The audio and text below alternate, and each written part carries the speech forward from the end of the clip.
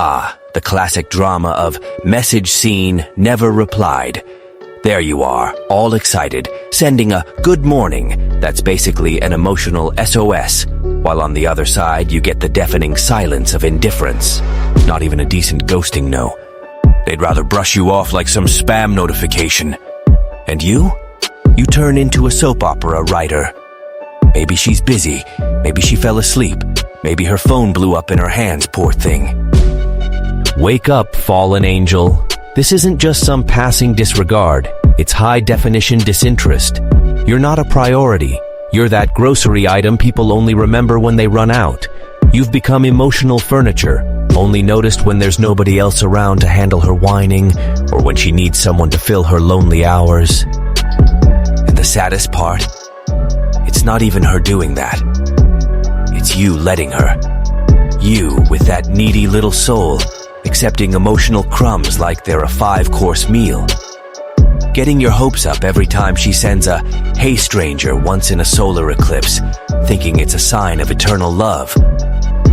Meanwhile, while you're there juggling your feelings, some other guy, probably someone who can't tell your from your, is getting treated like royalty. And why? Because he doesn't kneel. Because he doesn't text "good morning" with a cute little sun emoji, eyes brimming with hope. Because he's not available 24/7 like free snacks in the office lounge. Today, the clown show ends. You're done volunteering for other people's humiliation parade. There's no magic formula, no sweet self-help solution. There's just a mirror and a good dose of shame in your face. Want respect? Start by respecting yourself. Want attention? Stop being an extra in someone else's story.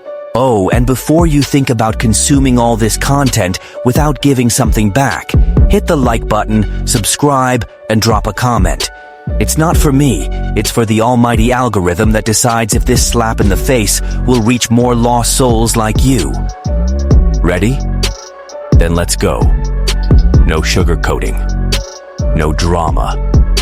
And for the love of your self-esteem, quit saying good morning to someone who couldn't care less. Number 1, the psychology of a doormat, or how to become a side character in your own life with style. Let's start with a painful truth. Nobody becomes a doormat overnight. It's not like poof, you wake up with a floral pattern and frilled edges. Nope, it's a slow, sneaky, almost romantic process. It starts when you decide being too nice sets you apart from the competition.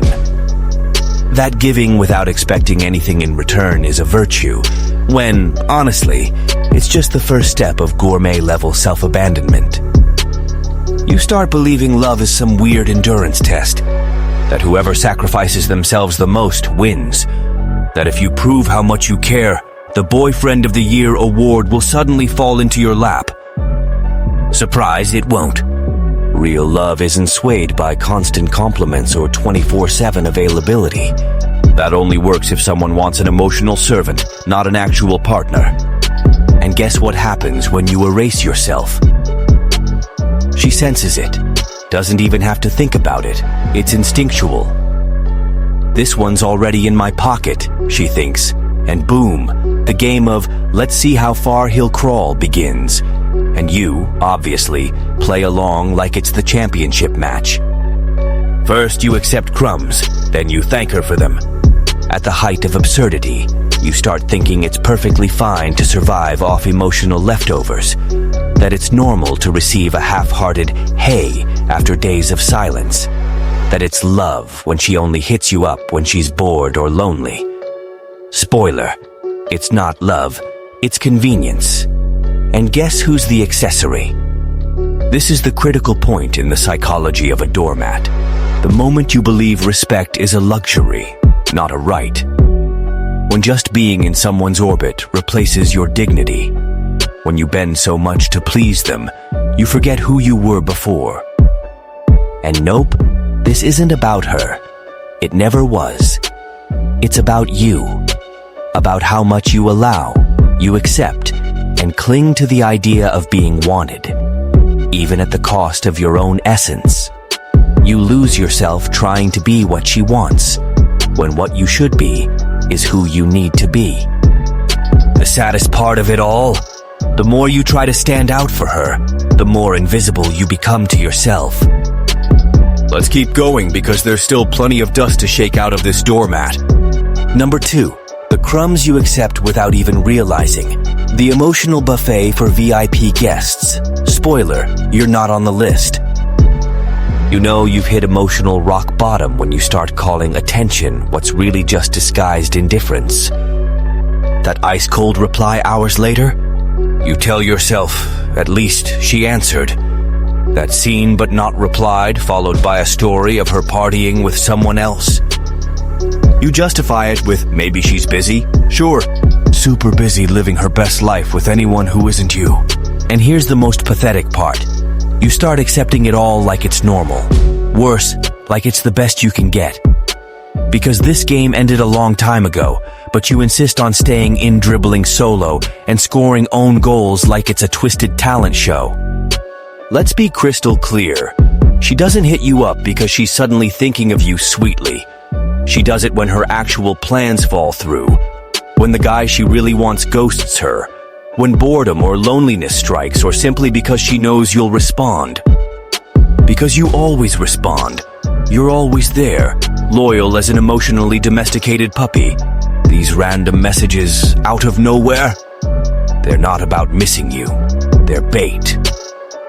Tiny hits of emotional presence to keep you on a leash, clinging to the hope she'll one day treat you like a priority. Which, let's be real, will only happen when Neptune aligns with Pluto and radishes start raining from the sky. And you? Man, you accept it. You accept being Plan C, the emotional backup, the Band-Aid when the other guy hurts her, the repeat sticker she only uses in her album because there are no better options left. Why? Because you're scared of having nothing at all, of losing even these pathetic scraps of affection. That's the real tragedy. Crumbs are worse than nothing. Crumbs feed illusions. They give you a false sense of, at least it's something. Meanwhile, your self-esteem starves to death, and your dignity packs its bags and slips out the back door. You weren't born to survive on leftovers. You're not emotional furniture. But if you want to climb out of this second-string role, you have to stop being grateful for every crumb like it's a 5-star feast. Buckle up, because the next chapter's gonna get even more uncomfortable. Ready? Hope so. Truth waits for no one. Number 3, does she like you, or just the way you inflate her ego? The magic mirror of her self-esteem. Guess who's holding the mirror? Let's cut to the chase. No emotional lube. She doesn't like you. She likes how you make her feel. There's a huge difference, okay? You think there's a grand romance blooming, but really it's just her ego swelling spoon-fed by you, the most attentive emotional waiter on the planet. She doesn't miss you, she misses having an audience. She misses that awestruck look you give without a second thought. That free flattery that'd make even a self-esteem guru blush. You've become her number 1 fan. The one who never misses a show, no matter how late the artist is or how off-key she sings. You clap anyway because to you, any bit of her presence is a gift. Here's the sneaky part. She never fully disappears, of course not. She's the queen of emotional control. She knows exactly when to pop back in. A well-timed, "Hey stranger," a like on some 6-month-old photo.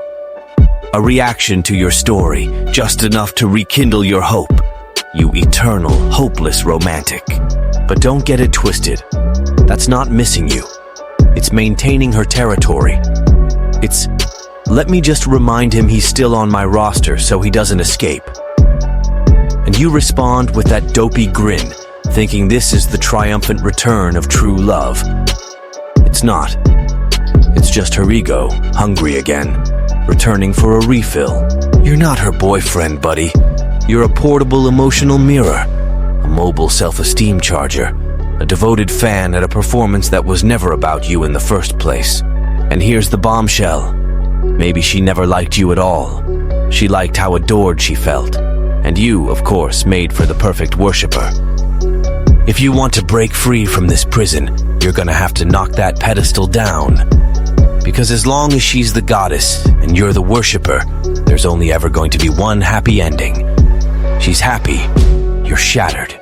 Let's move on, because the next part holds even more uncomfortable truths. And since it already hurts, let's rip off the whole band-aid at once. Number 4.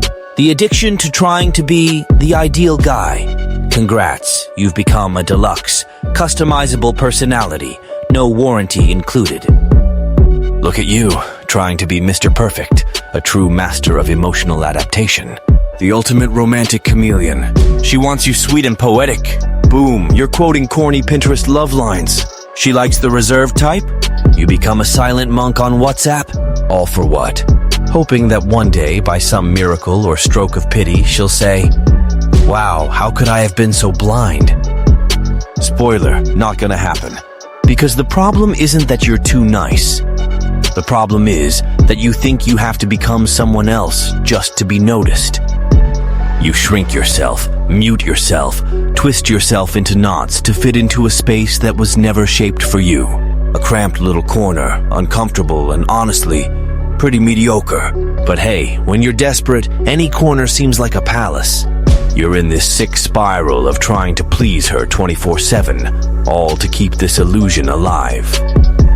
As if, in the end, the emotional effort trophy would be her heart.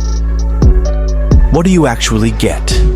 A weird mix of boredom, pity, and another story with some other guy while you analyze every detail of the lukewarm morning text she sent. You know what happens to the guy who says yes to everything, who never sets boundaries, who accepts being molded. He doesn't become a prince, he becomes a doormat. And doormats aren't loved, they're stepped on. Nobody respects what doesn't stand up for itself. Let me hit you with the truth you've been avoiding. Anyone who demands you be perfect just to earn their affection has already shown they never saw you as a priority. They see you as an option, and a disposable one at that. So before you keep waltzing in this emotional circus where you're the clown and the star attraction is disrespect, let me give you the final heads up. Wake up, champ! Sick of being the deluxe doormat she stomps on like it's no big deal? Then move. Quit romanticizing rejection. Stop thanking her for every crumb as if it's some divine nectar. It's time to take charge of your emotional life. There's a digital book in the description that'll teach you how to stop being the nice guy nobody respects and start being the man nobody ignores.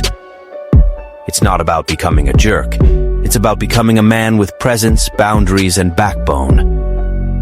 Either learn now or keep playing the sidekick in her story.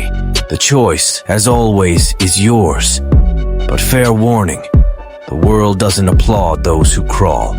So stand up, because you've been on that floor too long already. Let's flip this damn script. Number 5, the power of disappearing.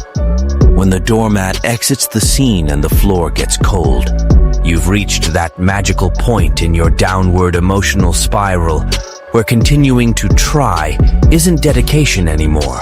It's humiliation with your name on it. It's a sad sight. You, standing firm at her emotional doorstep, begging for crumbs of attention like it's an award. The difference? Even a stray dog wouldn't put up with this level of neglect so eagerly. At this point, you have 2 simple choices. Keep going on this self-abandonment tour or vanish. And when I say vanish, I'm not talking about making dramatic statements, posting passive-aggressive quotes, or disappearing just to see if she'll notice. Nah, man. That's theater. I'm talking about disappearing with dignity. Quietly, with no fanfare, no final speech, no begging for applause. Real disappearing is an act of self-love, not a tantrum. It's the art of leaving in silence. No audience, no big announcements, no craving for validation. Because the quiet void you leave screams louder than any long, dramatic WhatsApp rant. And the craziest part? People who always had you on a silver platter freak out in the silence. Those who got used to you as free emotional Wi-Fi panic when the signal drops. Because the emptiness you create is more unsettling than any presence they never really valued. But listen up, This isn't about making her chase you. That'd still be playing the same rigged game where you lose. It's about coming back home to yourself.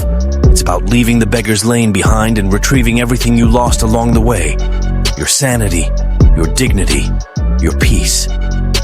Physically vanishing is easy. The real challenge is not checking her stories, not replying in 2 seconds, not making yourself available as if your existence depends on her.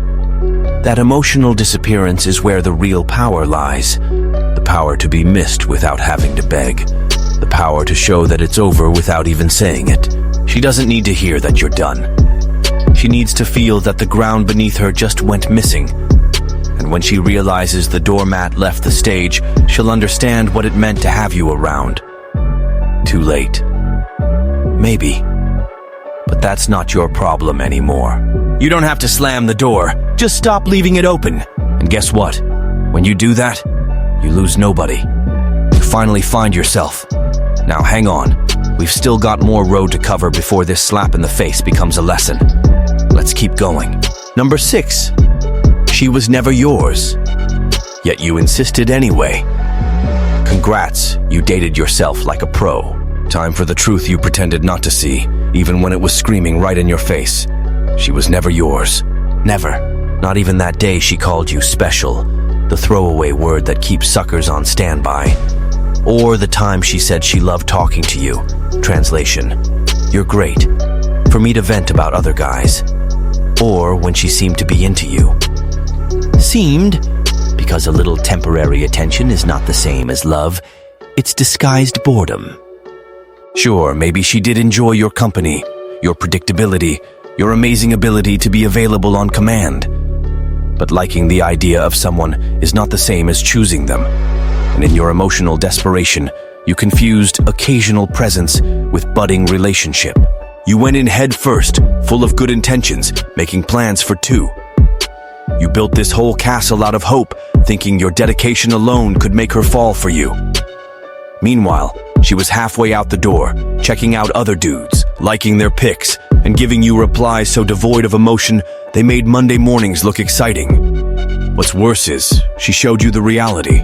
Through long silences, random disappearances, half-hearted conversations that felt more like charity than genuine interest. She never promised you anything concrete, and you, ever the functional fool, turned that lack of clarity into, maybe she's just going through a phase. No, dude, it wasn't a phase. It was a clear message. But you wanted so badly for it to be love that you turned a passing wink into a hug, a casual nod into a lifelong vow, and any vague sign into a romantic contract. You clung to thin air with all your might. Now listen up. It's not that you lost. You never had anything. This relationship, this supposed deep connection, this fairy tale story, it never existed. It was just you, loving alone with fierce dedication. And here's the best part. When you realize this, the ground beneath your feet might fall away, but at the same time a huge weight lifts off your chest. You understand you didn't fail. You just kept betting on something that wasn't actually there. And believe me, that's more freeing than any perfectly timed reply she might finally send. Let go. There's nothing to hold on to. And if there is, it's just more illusions wrapped up in fake niceties. Stick with me, because the next part is going to hurt even more. But it'll finally make sense. Number 7. Why does she chase after the guy who doesn't care? The mystery of the bad boy and the drama of the useless, nice guy. The classic existential question of the emotionally drained man. Why does she run after that jerk who treats her like spam? Meanwhile, you, this sweet, considerate angel, the prince of availability, the Buddha of patience, keep getting ghosted, ignored like an antivirus update notification. Want the truth? Because the other guy doesn't give a damn. Period. And that disinterest, unfair, infuriating, practically criminal, has a magnetic effect on certain people. The lack of effort creates tension. Tension creates a challenge. A challenge boosts the ego. And the ego loves an impossible mission. Meanwhile, you're right there, entirely served up. Like an emotional cushion, soft, comfy, and completely overlooked. Because you've already handed yourself over on a silver platter before she's even earned it. You became the freebie in her life. the guaranteed fallback. And guaranteed stuff just loses its shine. That's how this twisted game works, like it or not. Harsh truth. You're not lesser just because you're nice. You're just irrelevant in the specific scenario where she wants the thrill of the chase. You, being so predictable, dependable, and stable, have turned into the background. And nobody chases wallpaper. They might admire it, sure, but they don't chase it. And no, this doesn't mean you need to transform into some emotionally abusive jerk just for sport. It means you need to stop acting like a prize for someone who hasn't even bought the ticket. Quit handing over the gold when the person never even asked your name properly. She's not into guys who treat her badly. She's into guys who didn't worship her before she proved she deserved it. It's a subtle difference, but it changes everything. Want to stop being invisible? Stop being so predictable. Quit handing over your entire heart to someone who won't even spare you a genuine hi. Now hold tight, because in the next section we flip the script, and this is where things get interesting. Number 8, swap the obsession for self-worth, because living to be chosen is the fast track to being forgotten. You've spent so much time trying to figure out her secret code to finally get noticed. You forgot the basics. You exist. Ironic, right? You bending over backward to be seen by someone who never bothered to see you, and in the process, guess what? You stopped seeing yourself. This obsession with pleasing her, fitting into her world, becoming Mr. Perfect for her. It's an emotional confession that you traded your own essence for external validation. And what did you get out of it? Zilch. Because the more you reshape yourself to fit her mold, the less you even know who you are. In the end, neither she respects you, nor you recognize yourself. Time to flip that switch. Stop chanting the pathetic mantra, "What does she want from me?" and start asking loud and clear, "What do I want from me?" Quit living for the next notification from her like it's your emotional jackpot. Go focus on what really matters. Your looks, your body, your job, your circle of friends, your mind, your posture. All that energy you poured into an imaginary relationship can and should be spent building up the one thing you truly own, yourself. And it's not to prove anything to her. It's not to flaunt it in her face. It's to reclaim the respect you tossed aside when you kneeled at the feet of someone who never even wanted to share the journey. You don't need an audience. You need to show up for yourself, in your life, in your decisions, in your boundaries. Stop putting yourself on the back burner just to squeeze into places that aren't built for you. Self-worth isn't begged for, it's built brick by brick. And once you stop living in the reflection of her gaze, the entire world starts seeing you differently, including her. But then the question becomes, will you still want validation from someone who never really knew who you were? Let's keep going, because now you're finally starting to move forward. Number 9, a doormat is not an option. Either become a man or become emotional trash. No recycling. Congrats on making it this far, champ. The game's over. The phase of maybe she really likes me is done, along with the dignity you left scattered on the road. Now guess what? You're at the ultimate crossroads. Either you become a man, or you keep your shiny new ID as emotional garbage. Simple as that. There's no halfway, no, but I'm so nice. A guy who survives on hope and settles for emotional scraps isn't nice, he's weak. And life, my friend, is allergic to weak men. It doesn't protect them or go easy on them. It steamrolls them.